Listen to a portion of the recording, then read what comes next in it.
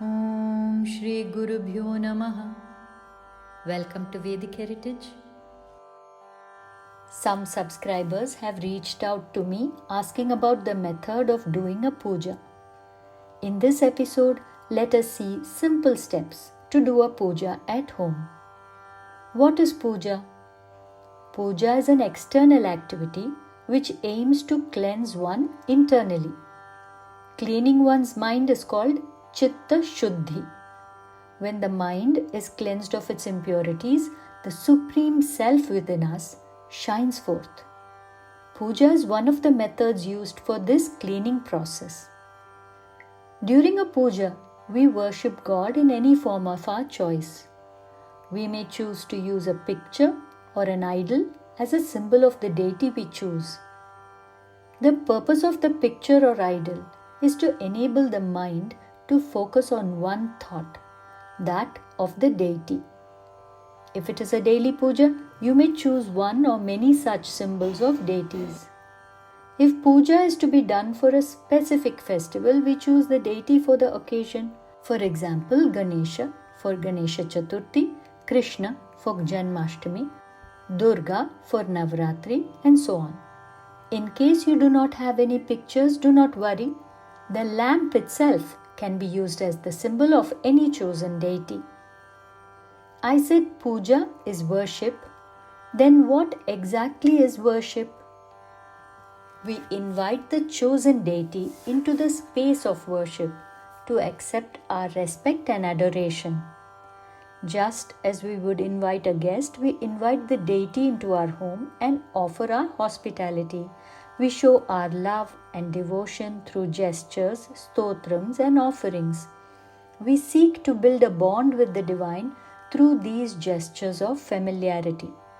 We may see the deity as an esteemed and powerful guest like a king, or just as a family member or a friend. The choice is left up to us to build this relationship. Even within the same family, each of us may choose to view God in our own fashion.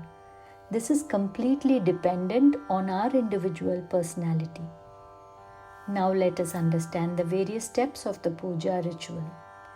Puja can be as simple or as complex as we want it to be. For ease of understanding, I will break up the puja ritual into three components: preparation, prayers, and offerings. Preparation includes the following. Find a clean space for the worship. If you want to do a daily puja, you can have a space dedicated to worship. A room, a space within a room, or just a small shelf inside the cupboard will serve the purpose. Any clean space which is available can be used as the altar. Avoid unclean spaces like bathrooms and even bedrooms if possible. Clean the place of worship regularly and keep it free of dust, dirt, and grime, as they attract negativity and inertia. If it is a puja for an occasion only, then clean the chosen spot well as the room where it is.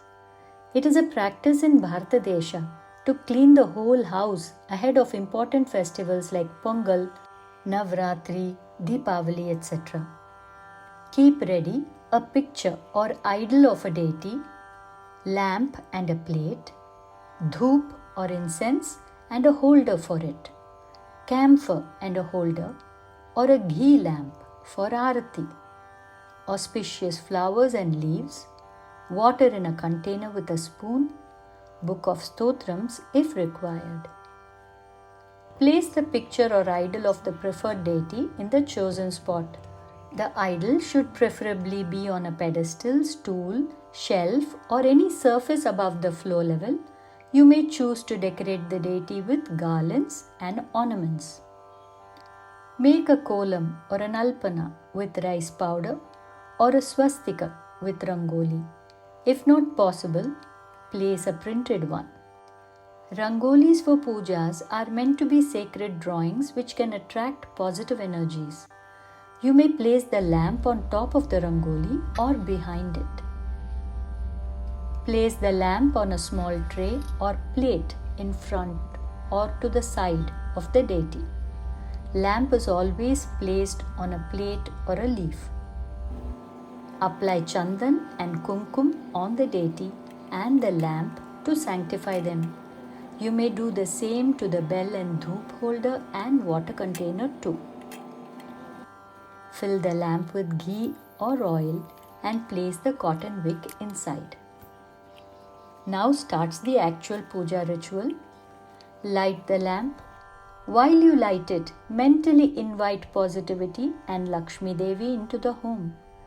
Wherever possible, keep the front door open and the back door closed when you light the lamp. We believe Lakshmi Devi, the energy of prosperity and sustenance, enters the house from the entrance and flows through the house. If kept open, she exits via the back door. The energy of Lakshmi Devi is referred to as Chi by the Chinese. Both Vastu and Feng Shui endorse this energy. Now place a few flowers at the feet of the lamp. If you are familiar with the lamp stotrams, you may chant them. Link to the stotrams is here as well as in the description below. The flame of the lamp is the symbol of God, so we worship the lamp too as a symbol of all deities. You may now ring the bell. Bell sound dispels negative energy and invites positive ones. Similarly, you may blow the conch, the shankh. These sounds are auspicious because of the vibrations they fill the space with. You may light a dhoop or incense. Incense sanctifies and cleanses the atmosphere around. If it is not possible to light one due to smoke detector problems, feel free to skip it. You can think about replacing this with an aroma diffuser and diffuse natural oils or camphor. You may now invoke Sri Ganesha, who is always worshipped first before undertaking any task, especially worship. Sri Ganesha also ensures an obstacle-free puja. Follow it with a thanksgiving to the spiritual gurus who have always led us in the path of spirituality. Next, a prayer to Saraswati Devi, the embodiment of all knowledge, especially spiritual knowledge. Ask her to grant the knowledge of the self. If you know the respective stotrams praising these deities, say them. If you want to learn them, I will give links to simple chants for all of them in the description. Now you may worship the deity placed by you at the altar. Offer holy flowers or leaves. Again, any shlokas or stotrams known to you may be chanted. You may chant stotrams pertaining not just to this one deity but also to any other deity. We believe that while each deity represents a particular form and power, they are all essentially different forms of one God. So all prayers can be chanted during puja, even if only one image is in front of you. In place of chanting stotrams, you may do a nama japa, or repeating one name of a chosen deity, like Rama Rama Rama, or Krishna Krishna Krishna, or Shiva Shiva Shiva. Or you may choose to sing bhajans or just sit in meditation. Even if you want to simply pray without any chants or meditation, you may talk to the deities in your own words. A puja is your individual journey. Just as you would talk to a parent, a sibling, a friend, or a guide, talk to God. Once you have finished, it is time for the other offerings. Each offering may be accompanied by ringing of the bell. Firstly, you may offer Dhoop or incense if possible. This is a beautiful cleanser of energy as well as a disinfectant of all microbes. Puja is not just to clean our minds, it also helps to clean the energy in the house. Next, you may offer food to God. It is called Naivedyam. All food is given to us by God, so He does not need our food. But when we offer Naivedyam, it is an acknowledgement. Everything in this world is your gift, O God. You have given me plenty. I present this to you and thank you for all of it. This is the sentiment behind this ritual. Food once offered to God becomes sacred, and therefore, when we later consume it, we call it prasad, a gracious gift. In Bhagavad Gita, Sri Krishna says, Patram pushpam phalam toyam yo me bhaktya prayachati tadaham bhaktyupahritam ashnami prayatatmanah. Whoever offers a leaf, a flower, a fruit, or even water with devotion, that I accept, offered as it is with a loving heart. As Sri Krishna says, you offer what is in your capacity to offer, but do it with love. So whether it be milk or rice or fruits or nuts, you may offer some kind of naivedya. It should be fresh, and you should not eat it before offering it as naivedya. Only vegetarian food may be offered. You may place a leaf of Tulasi in it, and if it is cooked food, add a bit of ghee to sanctify it before you offer it. You can take a bit of water in your hand and circle the food 3 times and sprinkle the water over it to purify it. Now offer it to God with soft motions with your hand from the food towards the deity. There are shlokas to chant at each of these occasions. If all of this seems overwhelming, feel free to just place the food and talk in your own words, offering the food to the deity. The bhava, the emotion, and the shraddha, deep faith, are always said to be more important than any ritual. Now, it is time to offer aarti. Aarti can be offered with a ghee lamp or with a camphor flame. It is the last stage of puja, and we move the aarti in a clockwise direction, making 3 circles around the deity. Then we accept the flame as a blessing too. Place your palms above the flame and then cover your eyes with the palms. The flame signifies the energy that is God. We bow to that fire which purifies everything. Finally, to conclude the puja, we do Atma Pradakshina.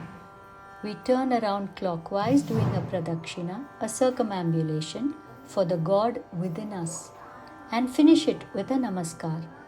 You may now take leave of the deity, and you can switch off the lamp using a flower or a leaf. You may choose to leave the lamp on for longer too and extinguish it later. Remember never to blow it off. Lamps need to be reverentially lit as well as extinguished. I have given a simple yet long ritual for the benefit of those who may choose it. But if you are new to this ritual, do not fret. Puja can be as simple as just lighting a lamp and sitting with God for a bit. Choose your own style and pace. But when you want to extend it, go with these steps, because each step has a significance both spiritually and scientifically. It depends on us how much we want to do. Many find that a ritual helps them to build a regularity in worship and that it brings peace and clarity of mind.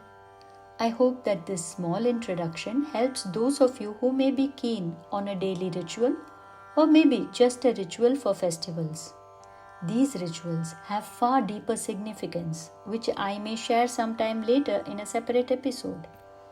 If you want to do a more elaborate puja, I will share the link to my blog, which has a short, simple version of the 16-step puja with some chants. Do let me know if this video has helped you, and if it has, do share with others who may be interested in this subject. Wishing everyone a very auspicious Deepavali. Do subscribe, like and share with like-minded friends. Thank you for watching. Harihi Om.